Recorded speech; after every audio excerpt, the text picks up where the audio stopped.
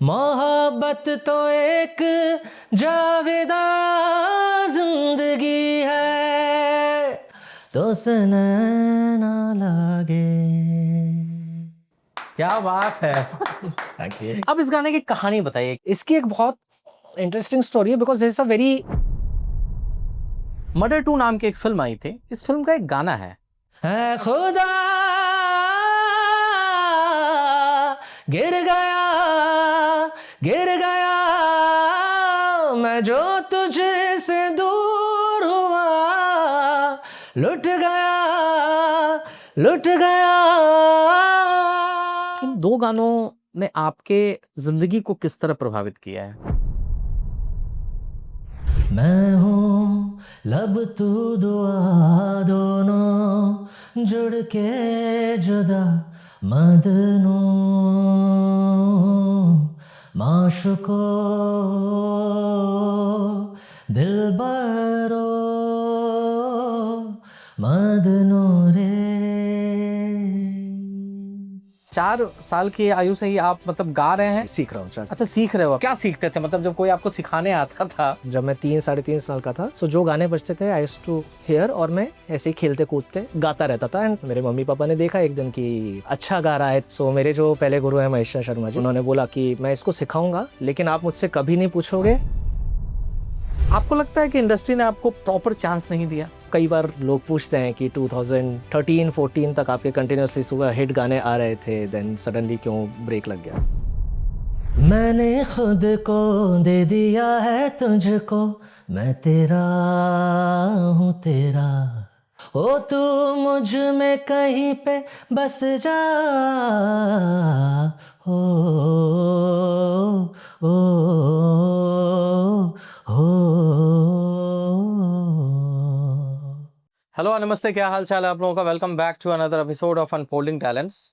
और आज हमारे साथ हैं एक ऐसे सिंगर जिनके गानों को हमने आपने सुना है, हमने जिया है, लेकिन आज की जो जनजी ऑडियंस है, इनके गानों को उन्होंने रील्स पे दबा के सुना होगा, लेकिन उनको पता नहीं है कि उन गानों के पीछे के जो वो इंसान है वो कौन है। तो स्वागत कीजिए क्षितिज भाई का। बहुत बहुत स्वागत है आपका। कैसे हैं आप? मैं ठीक हूँ बेबू, आप कैसे हैं? बहुत बहुत बहुत अच्छे हैं क्षितिज भाई। तो अब हम लोग शुरू करते हैं। एक फिल्म आई थी अनवर, और उसका एक गाना है तो से नैना जी। और बहुत कम लोगों को पता है कि ये गाना भी आपने ही गाया है। हाँ जी। अब ये गाना क्या होता है ना, कुछ गाने होते हैं लड़कों के लिए, कुछ गाने होते हैं लड़कियों के लिए। ये गाना मेरे लिए रोमांटिक गाना से ज्यादा एक ऐसा गाना है जो कि रूह को छूता है। मतलब ये प्यार के नाम पे आपने इसमें मेडिटेशन करवा दिया लोगों से, है ना। कहानी से ही शुरुआत करते हैं कि ये गाना कैसे आया, और अगर शुरुआत में अगर आप 2 लाइन इस गाने का गुनगुना सके और फिर एक माहौल बन जाएगा, और फिर हम लोग शुरू करते हैं। Okay, so as you said, शुरुआत में 2 लाइन गाता हूँ मैं। जी। तो से नैना लागे मिली रोशनी, तो से मन जो लागा मिली जिंदगी, मोहब्बत तो एक जावेदा जिंदगी है, मोहब्बत तो एक जावेदा जिंदगी है तो से नैना लागे। क्या बात है। Thank you. क्या बात है, क्या बात है। जी। गजब गजब। अरे थैंक यू। सुपर। अब इस गाने की कहानी बताइए कि ये गाना कैसे रिकॉर्ड हो रहा था, ये गाने आप तक कैसे पहुंचा, क्या थी पूरी कहानी? Okay, so 2002 I shifted to Mumbai. Mumbai आया मैं 2002 में, और एक बहुत बड़े शायर हैं हमारे इंडस्ट्री के, सईद कादरी साहब, जो राजस्थान से हैं। मैं भी राजस्थान से बिलोंग करता हूँ। सो जब मैं 2002 आया, मैं उनसे मिला कि मैं हूँ क्षितिज तारे, यहाँ से हूँ और ऐसे गाता हूँ, आप सुनिए। एंड एक शो में उन्होंने मेरे को सुना, एंड देन उन्होंने कई लोगों से मुझे मिलवाना शुरू किया, और उस प्रोसेस में कादरी साहब ने मेरे को मिथुन से मिलवाया, जो भी अपना करियर स्टार्ट कर रहे थे। तो 2004 आई थिंक मैं मिथुन से मिला, एंड देन उनके लिए जो भी डमी सॉन्ग्स होते हैं, जो भी डेमो होते हैं basically for presentation of the producers, वो गाना शुरू किया। एंड गाते गाते 2-3 सालों बाद एक दिन मिथुन ने मेरे को बुलाया रिकॉर्डिंग के लिए कि एक गाना है, ट्राई करते हैं। मैंने कहा ठीक है। सो मैं स्टूडियो गया और मुझे पता नहीं था कि किसी मूवी के लिए है, किसके लिए है। मुझे ब्रीफ दिया गया कि इस सिचुएशन पे ये गाना आएगा और ये गाना है। तो मैंने गाया 1 डेढ़ घंटे में भी फिनिश द रिकॉर्डिंग और आई थिंक रात को 11:30 या 12 या 1 कुछ बज रही थी। और रिकॉर्डिंग होते ही इमीडिएटली जो डायरेक्टर थे मूवी के मनीष जी एंड राजेश सिंह जो प्रोड्यूसर थे, दे केम और उन्होंने सुना और मेरे लिए क्या था कि डेमो गाते हैं, एक और डेमो गाने जा रहे हैं अपन। और जैसे डेमो गाया producer and director came and they said कि this voice is outstanding for the movie, जहाँ पे सिचुएशन में आ रहा है that is perfect, so this voice is final. So मैं जो 3 साल से डेमोज़ गा रहे हैं, ऑल सिंगर जो भी आते हैं, जो भी सिंगर्स बाहर से आते हैं सब डेमोज़ गाते हैं। तो डेमो गाते जाते विदाउट नोइंग कि ये कब फाइनल होगा क्या है। बट उस दिन ऐसी चीज़ हुई कि मैंने गाना गाया, उसी टाइम प्रोड्यूसर डायरेक्टर आ गए रिकॉर्डिंग में और उन्होंने सुना और ये गाना फाइनल हो गया। दैट वाज़ 3 साल की मेहनत थी, लेकिन जब फाइनल हुआ तो इट वाज़ लाइक कि अच्छा फाइनल हो गया। That way. राइट। मेरे ऑफिस के लोगों ने ये अलग से रिक्वेस्ट किया है कि ये गाने का जो ये अंतरा है, ये सर से आप ज़रूर गवाइएगा, क्योंकि ये हम लोग रील में, क्योंकि आज की जनरेशन वही सुन रही है, तो ये अगर हल्का सा ये जो अंतरा है ये भी अगर आप गुनगुना दे तो। ज़रूर। हाँ जी। शमा को पिघलने का अरमान क्यों है, पतंगे को जलने का अरमान क्यों है, मोहब्बत जिसे बख्श दे जिंदगानी, नहीं मौत पर खत्म उसकी कहानी, कैसे जिया जाए, कैसे जिया जाए इश्क बिन, कैसे जिया जाए, कैसे जिया जाए इश्क बिना, तो सनैना लागे। Thank you, thanks. Comment section में आने वाला है कि auto tune left the chat. जब मेरा डेब्यू हुआ था उस टाइम पे ऑटो ट्यून और मेलोडाइन एक और वेस्ट है उसके होता है। सो उस टाइम पे ये नहीं थे, तो उस टाइम पे कई सारे सिंगर्स थे जो रियाज करके आए हैं, जो प्रैक्टिस करके आए हैं। थैंकफुली उनके सुर हैं अभी भी और रियाज कर रहे हैं, सो दैट्स इम्पोर्टेंट। रियाज करना बहुत ज़्यादा ज़रूरी है। अब हम लोग आगे बढ़ते हैं और चौंकने के लिए फिर से तैयार हो जाइए, क्योंकि अभी एक और गाने का मैं जिक्र करने वाला हूँ। अधिकांशतः लोगों को ये पता नहीं है कि ये गाना भी क्षितिज भाई ने गाया है। मर्डर 2 नाम की एक फिल्म आई थी और इमरान हाशमी साहब थे उसमें, मोहित सूरी ने डायरेक्ट किया था। इसके विलन कमाल के थे, इसका संगीत कमाल का था, गाना कमाल का था, अदायगी कमाल की थी। इस फिल्म का एक गाना है ए खुदा, उसे भी क्षितिज भाई ने ही गाया है। कि एक इंसान जब अपनी ज़िंदगी में कई सारी गलतियां कर बैठता है और उस गलती के बाद जो उसको पछतावा होता है, राइट, उस पछतावे के बोझ तले जब वो दब रहा होता है, तब वो भगवान के पास जाके, खुदा के पास जाके वो कन्फ्रंटेशन करता है। राइट, और उसके अंदर की जो भावना है वही गाना है। That is right, correct. इस पूरे गाने के बारे में बताइए। अगेन कोई भी जो गाना होता है वो एक जर्नी होती है, एक एक्टर की या एक स्टोरी की वो जर्नी होती है। राइट, सो देखिए अभी कभी आप मंदिर में जा रहे हैं, कहीं भी जा रहे हैं, यू प्रे, बट जब आप परेशान हो चुके हैं, पूर्ण रूप से खत्म हो गया कि यार अब कुछ बचा नहीं है, और तब आप प्रे करते हैं, उसकी भावना अलग होती है। राइट, राइट, हम जब नॉर्मल प्रे कर रहे हैं उसकी भावना अलग रहती है, जब हम बिल्कुल परेशान होके कि भाई सब खत्म हो गया, अभी मेरे हाथ में कुछ बचा नहीं है, आप ही संभालो, उसकी भावना अलग होती है। और जब हम किसी बहुत बड़े इवेंट के लिए जा रहे हैं, हमारे लिए कोई बहुत बड़ा दिन है, उसकी प्रेयर अलग होती है। तो मैंने कैसे गाना किया, जब मेरे को ये ब्रीफ मिला, सो आई थॉट कि भाई अपन इस सिचुएशन में कब थे। ठीक है, सो 2005-6 2002 जब मैं यहाँ पे आया था विदाउट, मुझे पता नहीं क्या होने वाला है। सो जब आप ट्राई कर करके थक जाते हैं, आप परेशान हो जाते हैं, तो उस टाइम पे मेरी क्या भावना थी, when I was praying to the god, I thought that and I sang it. अगर 2 लाइन आप उसका भी अगर आप गा सके तो। ओके, मैं अंतरे से शुरू करूंगा क्योंकि इसकी रील काफी बनती है। क्यों जुड़ता इस जहां से तू, एक दिन ये गुजर ही जाएगा, कितना भी समेट ले यहाँ, मुट्ठी से फिसल ही जाएगा। हर शख्स है धूल से बना और फिर उसमें ही जा मिला, ये हकीकत है तू जान ले, क्यों सच से मुंह है फेरता।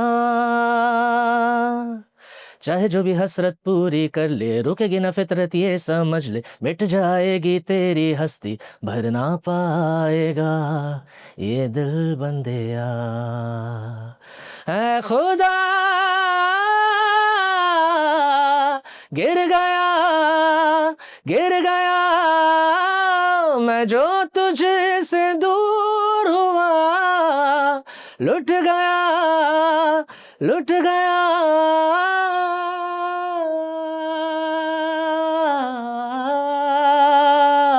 हा हा हा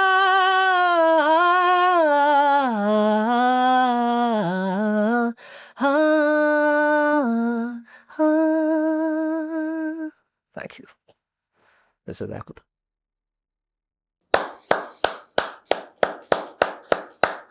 देखिए सब लोग उधर से, मतलब क्या बात है भाई, क्या बात है भाई। Thanks a lot, भाई। Thank you. बहुत कम ऐसा अलग जगह आप ट्रैवल करवा देते हैं, जो आवाज में आपकी जो खनक है। Thank you. क्या बात है। अभी भी रियाज आप मतलब हाँ, डेली करते हैं? जरूरी करना चाहिए।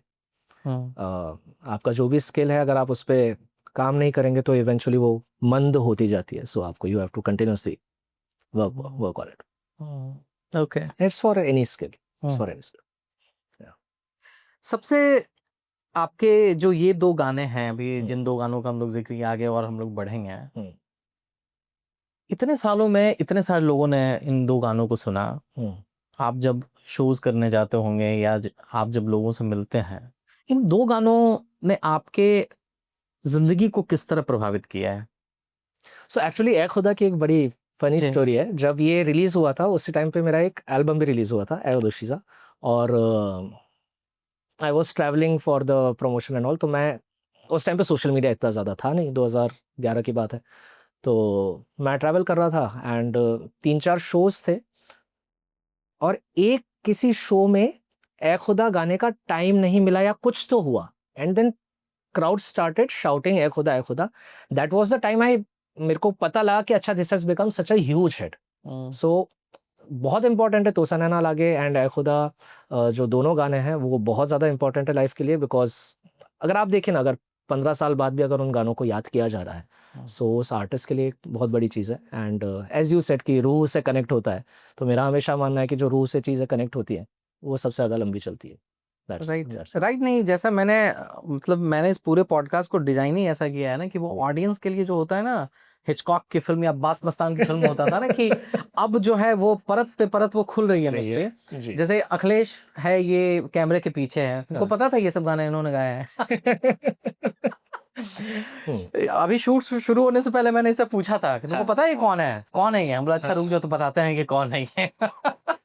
और ये गाना ये सुनता रहता है, ये एडिटर भी हमारा, तो ये सुनता ही रहता है। राइट। अच्छा, अब मैं इससे और आगे बढ़ता हूँ। ये दो गाने लोगों ने सुने, लोगों ने समझे, और मैं दावे के साथ कह सकता हूँ कि इसका भरपूर रील कटने वाला है और भरपूर लोग इसको शेयर करने वाले हैं। अब मैं आपके एक ऐसे गाने का जिक्र करता हूँ जो मतलब जिसका क्या है ना कि वो अपना ही कल्ट फॉलोइंग वो बनाया हुआ है। मतलब कि कम लोग हैं जिन्होंने इसको सुना है, लेकिन जिन्होंने सुना है उन्होंने बार बार सुना है और वो अब रिकमेंड करते हैं। ऐसा ही आपका एक गाना है मदनो करके, राइट? अच्छा, अब क्या होता है ना कि आप जिंदगी में, जैसा आपने जिक्र किया कि कोई भी इंसान, कोई भी कलाकार ऐसा है ही नहीं जिसने प्यार ना किया हो या जिसने दिल नहीं तोड़वाया हो। कभी कभी जिंदगी में ऐसा मकाम आता है क्षितिज भाई कि आप प्यार में होते हो, फिर वो इंसान आपके जिंदगी से चला जाता है, लेकिन आप अभी भी वहीं पर रहते हो। आप उस इंसान को चाह कर भी भूलना नहीं चाहते हो, राइट? आप कुछ ऐसा इंस्ट्रूमेंट खोजते हो जिससे बार बार वो शख्स जो है वो आपको याद आता रहे।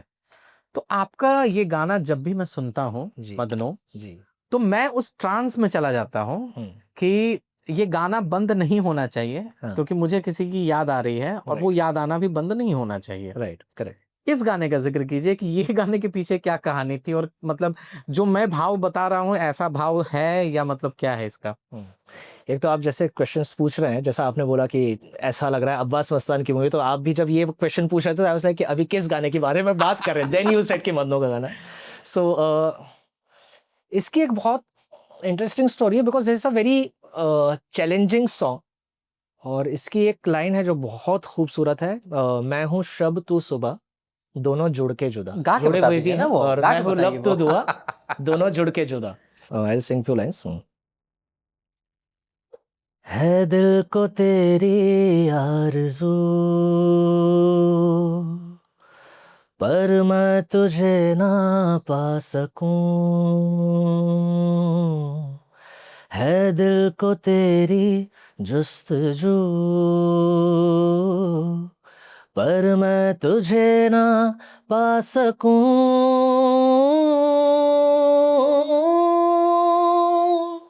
मैं हूँ शब तू सुबह, दोनों जुड़ के जुदा।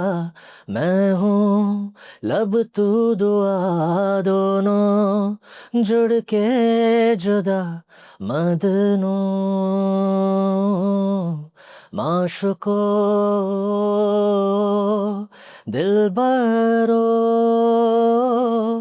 मदनो रे। क्या बात! क्या बात है! क्या बात! क्या Thank you. बात!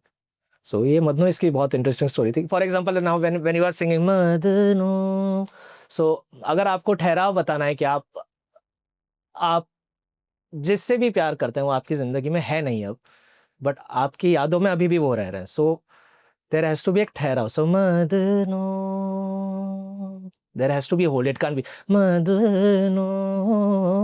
You can't do that, right? Because आप उस ज़ोन में हो कि आपके जीवन में एक ठहराव आ गया है कि अभी आपको पता नहीं आगे क्या है। आप जिनसे प्यार करते थे, जो आपकी लाइफ़ में नहीं है, उनके बारे में आप अभी सोच रहे हो।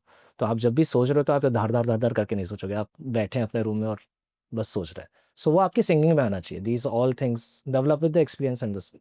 अभी आप गानों में हरकतों का ज़िक्र कर रहे हैं कि हुँ। आपके कुछ गाने ऐसे हैं जिसमें हरकत आपने की है। हुँ।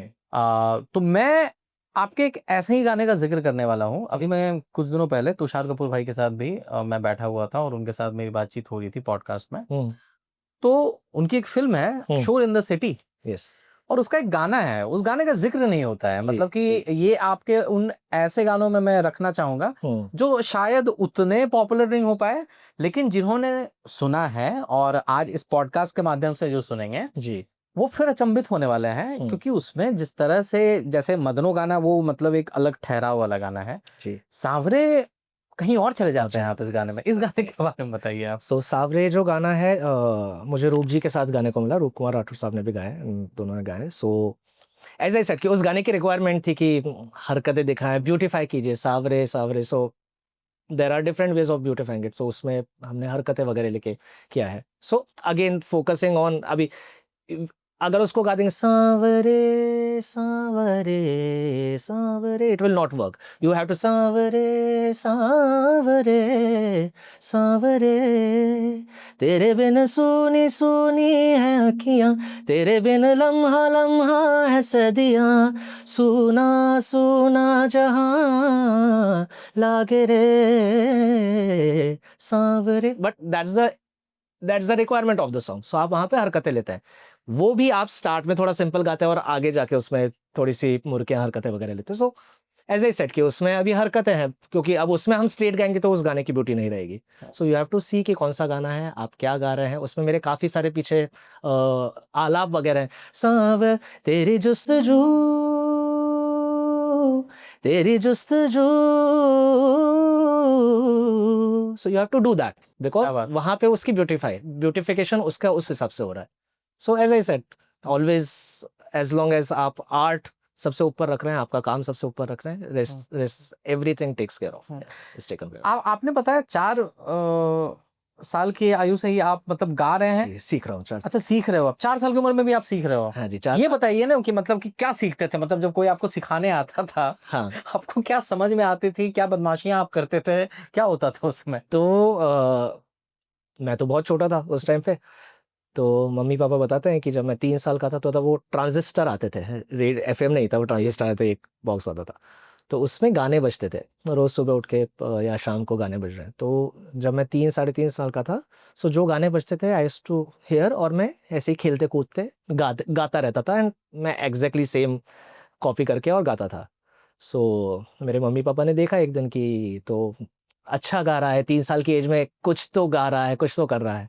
सो मेरे जो पहले गुरु हैं महेश शर्मा जी, कोटा में, मैं कोटा से हूँ, तो वहाँ पे मुझे ले गए उनके यहाँ पे, और उस टाइम पे वो बच्चों को नहीं सिखाते थे कि 4 साल के, 5 साल के, 7 साल के बच्चे बैठेंगे ही नहीं, क्या सीखेगा, क्या सीखेगा, तो नहीं सिखाते थे। तो मेरे जो पेरेंट्स हैं, दे रिक्वेस्टेड कि आप एटलीस्ट सुन लीजिए एक बार, सुन लीजिए एक बार, नहीं लगा तो हम थोड़े टाइम बाद आएंगे जैसा भी है। तो उनके म्यूजिक रूम में ले गए वो, और उन्होंने फिर सारे गामा पधा निसा ऐसे बोला कि ये गाओ, तो मैं बैठा था बिल्कुल शांत सा, और जैसे जैसे वो गा रहे थे मैं उनको फॉलो कर रहा था।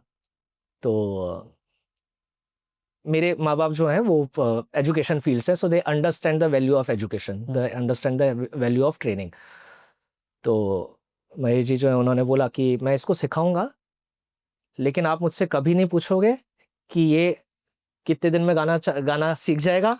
आप कभी नहीं बोलो कि इसको स्टेज पे गाना परफॉर्म करना है तो हवा हवा, उस टाइम पे हवा हवा बचा, हवा हवा हवा, हवा ये गाना सिखा दो। मैं कभी नहीं सिखाऊंगा, मैं जैसा सिखाऊंगा, अगर वैसा आप सिखाने को तैयार है तो मैं सिखाता हूँ। तो मेरे मम्मी पापा ने कहा कि ठीक है, आप जैसा बोलेंगे वैसा सीखेंगे। सो 4 साल की एज में, 4 साढ़े 4 साल की एज में, आई एम वेरी लकी कि मेरे को लाइफ में जो भी सारे गुरु मिले, महेश जी मिले, भवदीप जयपुर वाले, उनसे सीखने को मिला। सो आई एम वेरी लकी कि मेरे को ऐसे गुरु मिले जिनसे मैं सीख पाया, और फिर 14-15 साल उनसे मैंने क्लासिकल सीखा। And then when he said कि अभी तू यहाँ से जा, कोटा से गो टू मुंबई और Calcutta for further training, then I came here. So as I said कि मैं तो ऐसा इंसान हूँ कि भाई ट्रेनिंग अच्छी होनी चाहिए, क्योंकि एक कई बार ये परसेप्शन रहता है कि गाने के लिए सीखने की क्या ज़रूरत है, हम तो बचपन से अच्छा गाते हैं। जो अभी चल रहा है, यस यस। अभी वही चल रहा है। तो हम तो बाकी अच्छा ऑटो ट्यून तो है ही, वो अपना काम कर लेगा। हाँ राइट, तो हम तो अच्छा गाते हैं, हमें सीखने की क्या ज़रूरत है, पर ऐसा नहीं, सीखना चाहिए। ज्ञान कभी भी वेस्ट नहीं होता है, सो जितना आप सीखेंगे उतना अच्छा। सो 4 साल की एज से मैंने क्लासिकल सीखना शुरू किया। ओके। अच्छा क्षितिज भाई, अभी आपका एक और गाना मुझे याद आता है। आपने अपनी इतनी ट्रेनिंग की बात की, और भी सारी चीजें चल रही थी। बीच में एक दौर आया था, पहले तो दौर आता था ऑडियो कैसेट का, फिर बीच में दौर आने लगा कि रिमिक्स होते थे गाने, राइट। फिर बीच में एक और दौर आया था कि एल्बम में 3 गाने होते थे, और तीनों गाने जो है अलग अलग सिंगर की आवाज में होते थे। यस। रिप्राइज वर्जन, ये वर्जन, वो वर्जन। मुझे एक फिल्म याद आता है, रागनी MMS2 इस नाम से एक फिल्म है, यस। और उसमें एक गाना है, मैंने खुद को, राइट, जो मुस्तफा जाहिद के भी आवाज में है, और फिर उसका एक रिप्राइज वर्जन है जो आपकी आवाज में है। और मैं कहना चाहूंगा यहाँ पे कि मुझे काफी अलग अलग लगा दोनों वर्जन बहुत अच्छे हैं। उनका भी वर्जन अच्छा है, आपका भी वर्जन अच्छा है। इसके बारे में बताइए कि जब किसी फिल्म में इस तरह की चीजें बीच में होती थी, तो कभी एज एन सिंगर आपको लगता था कि अच्छा कौन सा गाना एल्बम में है, कौन सा गाना फिल्म में है, बड़े स्क्रीन पे ये बजने वाला है, नहीं बजने वाला है, क्या था उसको उसमें, ये बताइए। देखिए, सारे सिंगर्स जो है अपनी तरह से, एक गाना जो है अगर 10 सिंगर्स गा रहे हैं तो 10 सिंगर्स अपनी तरह से इमोट करेंगे, उसको अपनी तरह से इमोशंस देंगे। So versions are good, I don't have a problem कि वर्जन्स नहीं बनने चाहिए as long as the soul of the song is intact, बिल्कुल ही उसका कबाड़ा नहीं कर दिया हो। अगर वो नहीं हो रहा है तो वर्जन्स बनने चाहिए। तो this was very one of my favourite song which I have संग, या मैंने खुद को। यस। ओके, अगर 2 लाइन उसका भी अगर हम सुने तो। मैंने खुद को दे दिया है तुझको, मैं तेरा हूँ तेरा, काटे ना कटे लेता है ये करवटें, दिन मेरा आ तुझ में बिताऊं रतियां, दिल दिल को सुनाए बतियां, आ तुझ में बिताऊं रतियां, ओ तू मुझ में कहीं पे बस जा, हो ओ हो। क्या बात। तो ऐसा लगता है कि रात का 2 बज रहा है, नदी किनारे बैठे हुए हैं जी। और बॉनफायर चल रहा है और आप फिर आपकी आवाज़, मतलब मुझे याद है कि रेडियो में हम लोग सुना करते थे, Yeah. बहुत पहले विविध भारती आता था, फिर हाँ, एफएम आता था रात के 2-2:30 बजे जी, जब हम yeah. लोग एग्जाम की तैयारी कर रहे होते हैं, हम्म, तो वो वाला एक फील है गजब।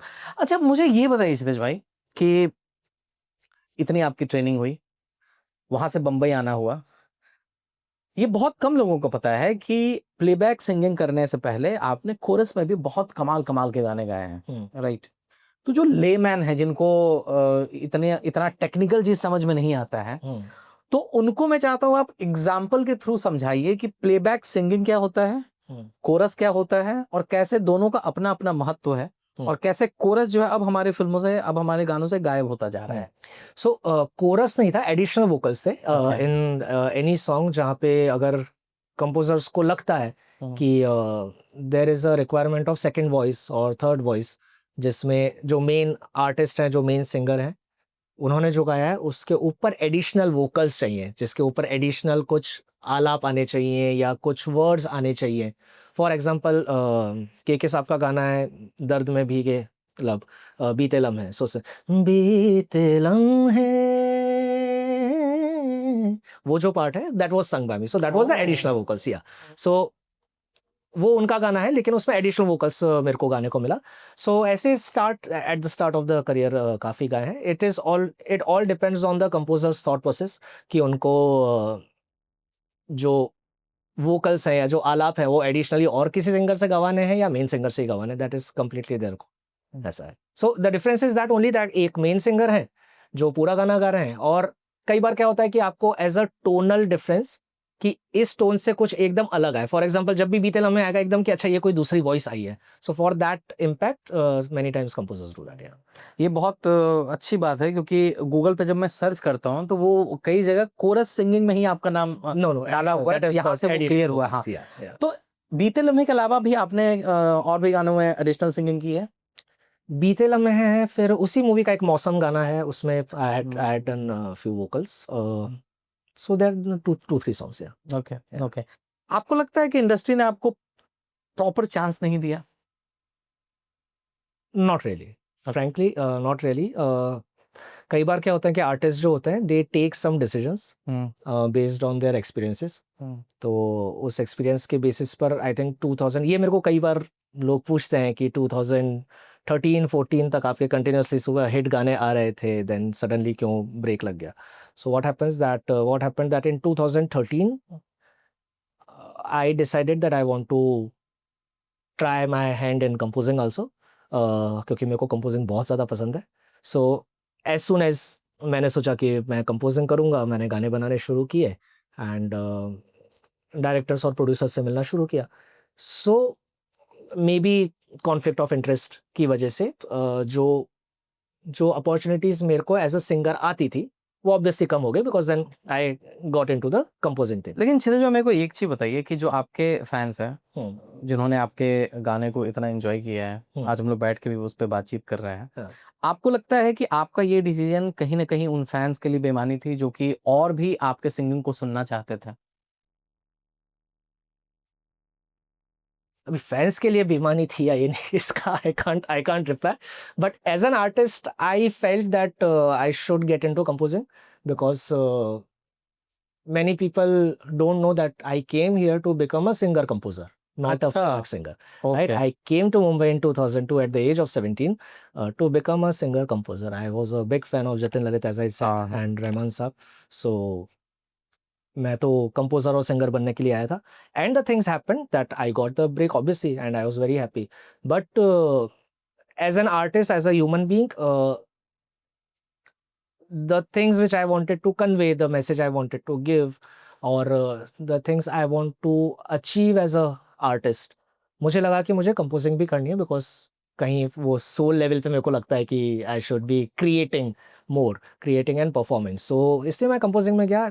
डिसीजन सही था या गलत, उसका उसका हम कुछ कह नहीं सकते, वो इन हाइंडसाइट सबके अपने अपने परसेप्शन है लाइफ के, बट जिनको भी ऐसा लगता है कि ये बेईमानी थी कि आपके गाने सुनने को नहीं मिले, just wait for 2 months, a lot of work is coming as a singer also. ये कमाल की बात आपने कही फिर कि जो इंतजार कर रहे हैं तो उनका सब्र का फल उनको मीठा मिलने वाला है। Yes. अच्छा, मुझे शिव भाई एक चीज ये भी बताइए कि एज एन आर्टिस्ट आप बताते हो कि आप यहाँ पे म्यूजिक कंपोजर बनने के लिए आए थे, composer and singer. Composer and singer आप बनने के लिए आए थे, गाने तो आपके बहुत फेमस हुए, सारी चीजें हुई। जब ये एक हसल का दौर चल रहा होता है, आर्टिस्ट के लिए ये साइकोलॉजिकल कितना इम्पैक्ट डालता है, आप उससे कैसे डील कर रहे थे? मैं ये तो नहीं मानूंगा कि मतलब कोई भी इंसान ये नहीं चाहता है कि वो सक्सेस हो या उसका काम बहुत ज़्यादा से ज़्यादा लोगों तक पहुंचे। जब उस तरह की चुनौतियां आपको आ रही थी इतने सालों में, उसने साइकोलॉजिकल किस तरह से आपको इम्पैक्ट किया है? Being in the industry, the struggle time you are asking, yes. Impact नहीं किया है। एज आई सेड दैट जब आप बचपन से सीख रहे होते किसी चीज को, तो आपको खुद के ऊपर इतना विश्वास रहता है कि कर लेंगे यार, है ना, तकलीफ आ रही है पर कर लेंगे, हो जाएगा, लगे रहो, राइट। सो नेगेटिव इम्पैक्ट तो कहीं से भी नहीं हुआ। मेरा ये बहुत ज़्यादा मानना है कि जो भी आपकी लाइफ में टफ पीरियड आते हैं, वो पीरियड हैं जो आपको बनाते हैं। अगर मेरी लाइफ में तकलीफें नहीं आती, रिजेक्शंस नहीं आते, स्ट्रगल नहीं आता, तो मैं ये नहीं होता जो मैं हूँ। मैं ऐसा नहीं गाता जो मैं गाता हूँ, या मैं ऐसा कंपोज नहीं करता, या मैं ऐसा परफॉर्म नहीं करता। या it is very important that आप आपके स्किल पे काम करें एंड यू गो थ्रू दो स्ट्रगल्स। अगर स्ट्रगल किए बिना आपको अचीव करने की इच्छा हो रही है, तो फर्स्ट ऑफ ऑल वो बहुत शॉर्ट लिव्ड रहेगा, क्योंकि आप उसको सस्टेन नहीं कर पाएंगे। सस्टेन क्यों नहीं कर पाएंगे? क्योंकि आपके अंदर उतना है नहीं, क्योंकि आपने उतना जो टाइम एफर्ट है वो आपने आपके स्किल को दिया नहीं, आर्ट को दिया नहीं। मेरे जो पहले गुरु है महेश जी कहते थे कि जो लोग बिल्कुल कम सीख के या बिल्कुल अभी स्टार्ट किया और अब हम परफॉर्म करेंगे, सो यूज्ड टू से कि दुकान में सामान आया नहीं है, बेचना शुरू कर दिया है। राइट। तो पहले आप दुकान भर लीजिए, तैयार रहिए, जो भी आएगा, जो भी चीज़ आएगी उसके लिए आप तैयार रहिए कि हाँ ठीक है, ये भी कर सकते हैं, ये भी कर सकते हैं, ये भी इतनी हमने मेहनत की है, ताकि फिर जो भी ट्रबल्स आएंगी, जो भी तकलीफें आएंगी, आप उसको झेल जाएंगे। So psychologically it has made me strong, and it has given me the belief that no matter what, I will continue working in a good way. Yeah. Right. आपकी बातें काफ़ी इंस्पायरिंग है और मतलब बहुत ही क्लैरिटी है आपको कि आप जो भी आप चीज़ें कर रहे हो। अभी आपने रिजेक्शंस का जिक्र किया, पॉडकास्ट इसीलिए भी होता है क्योंकि जो हमारे दर्शक हैं वो बातचीत से कुछ सीख सकें।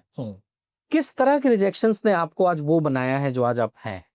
I can't pin point one thing कि ये रिजेक्शन की वजह से मैं ऐसा हुआ या वो रिजेक्शन की वजह से, लेकिन कभी भी आप एंड एक चीज़ I would like to tell all the artist जो बनना चाह रहे हैं आगे, rejection is a part of the life of the artist, है ना। सो आप रिकॉर्ड कर रहे हैं, आप एज ए सेड, मैं बहुत कंपोजर्स के लिए डेमोज गाता था, तो आप डेमो गा रहे हैं और आफ्टर 6 महीने, आप 8 महीने आप बाद आप सुन रहे कि वो गाना रिलीज़ हो गया है, किसी और के सिंगर की आवाज़ में रिलीज़ हुआ है। So that's kind of rejection कि आपने गाया और पसंद नहीं आया, राइट। देन अगर आप उसको डील कैसे करते थे आप? I take it as a learning process कि ठीक है, अपन ने जो गाया वो अप्रूव नहीं हुआ, और जो भी सिंगर है उन्होंने गाया, उन्होंने मुझसे क्या अलग किया, क्या बेहतर किया, क्या what was that singer's thought process or way of executing that feeling, उससे मैं क्या सीख सकता हूँ कि ठीक है, मैंने इस तरह से गाया, उन्होंने इस तरह से गाया, may be that's what worked for the composer और द डायरेक्टर और द प्रोड्यूसर। क्या हमेशा यही रीजन रहता है? क्योंकि मैंने बहुत सुना है कि लॉबिंग भी चलती है, फेवरेटिज्म भी होता है, या जिसके अच्छे टर्म्स जिसके साथ है उसके गाने फिर फाइनल हो जाते हैं। I will not call it a lobbying, I will call it a team work.